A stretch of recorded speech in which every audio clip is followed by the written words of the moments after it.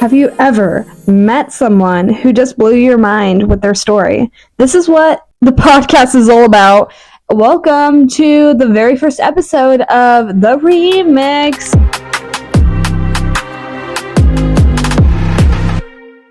My name is Kinsey, and that's all you gotta know. I'm gonna tell you the story how I even got into recording, interviewing people.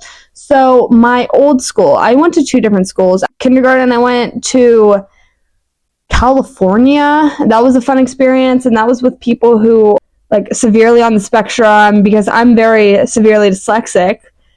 So I was obviously in school with people who are on the spectrum and all that stuff. The biggest memory I had there was this guy named Ben. And he was just always very intense, his emotions were very intense, and he had severe anger issues. He had anger management classes or whatever. I was just nagging him on. I was trying to get a reaction out of him because we were all in second grade and I had 7 people in the class.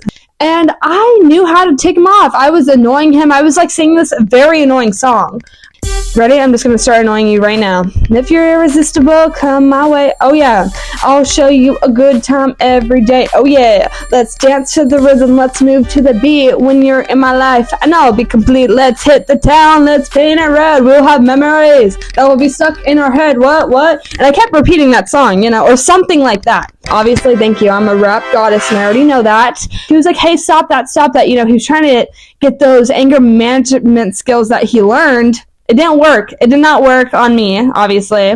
And he threw a desk at me, and I didn't see him for maybe 2 days because he was in a little classroom, trying to control his anger. And obviously it was California, so it was very this girl with a very long braid, and she's like, hey, count your senses, okay? Breathe in.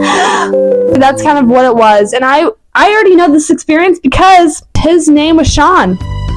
And Sean was a skater, he was 1 year older, and he was cute. He had brown eyes, brown hair, he was tan, and I thought no other girl can compete with me because on recess, I only saw him in recess, and I was like, you know what, I gotta punch him. So I straight up punched him in the gut. I punched that hoe. I punched him because I was like, girl, you're my hoe now. You are my hoe. And then after that, he's like, that really hurt. I'm gonna tell. Are you serious? He's a snitch. That guy was a snitch. I went to the principal, and obviously she's like, okay, you have to go to these anger management classes. So I did, and this girl, she's very hippy-dippy, and guess what? Now I'm kind of very, very tropical, kind of in that sense. And boom, anger management. I was in anger management for 2 days straight. Then I was obviously expelled for a little bit. Basically, my mom needed a babysitter, and guess who was the boss? The manager of that babysitting program. It was literally Sean's dad. So he saw me for, I don't know, basically it was meant to happen in that way. When I was home, I had another hoe. Don't get me wrong. This guy was Bryce. He was a light-skinned. He was hot, in my eyes. And I thought, you know what? He's going to fall in love with me if I throw a humongous rock. It was maybe a handful, a big boulder, actually. And I just threw that rock on his skull. He said, oh, that kind of hurts. I'm going to go inside. Then I came back. His mom was very mad. Why did you throw this beautiful, big, humongous rock at my son's head? And I was like, oh, I'm sorry. I just wanted him to fall in love with me, Basically, I couldn't see him for forever because he had a humongous bump on his head. And looking back, why did I throw a rock at him? I feel really bad. I don't know why I threw a rock at him, and I was trying to be flirty. Didn't really work. I think 4th grade. No, yeah, 3rd grade. That was my last year of Prentice, and then I moved to Austin, and then I went to Patton, and this is how I met my best friend, Briley. Briley's really shy, and I'm the complete opposite. We're just very polar opposites in that way, and it's very beautiful, This key memory of our friendship happened. So I was a very scallywag. I couldn't sit down. On the bus, I always was jumping around, hopping on seats. I was doing handstands. I was doing crazy things. I could not sit down for the life of me. Okay? And I feel bad for Mr. Mario. He had a whistle, and he blew it at me. It was very awkward. He just blew the whistle, and he was like, hey, don't do that! And we, it was a lot of whistling, a lot of whistles. That's all I remember.